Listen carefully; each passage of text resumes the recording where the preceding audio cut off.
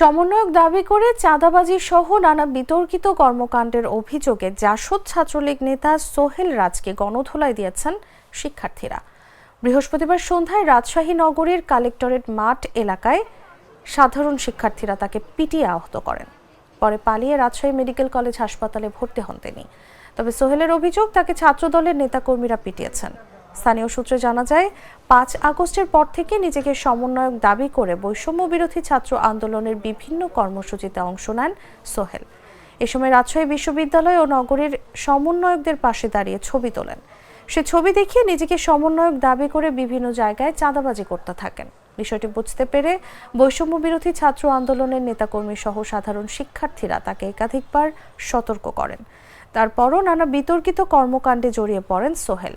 এ নিয়ে বৃহস্পতিবার তাকে শিক্ষার্থীরা সতর্ক করলে তাদের সঙ্গে বিতর্কে জড়ান তিনি। এ সময় ক্ষুব্ধ শিক্ষার্থীরা তাকে পিটিয়ে জখম করেন। পরে সেখান থেকে পালিয়ে রামেক হাসপাতালে ভর্তি হন।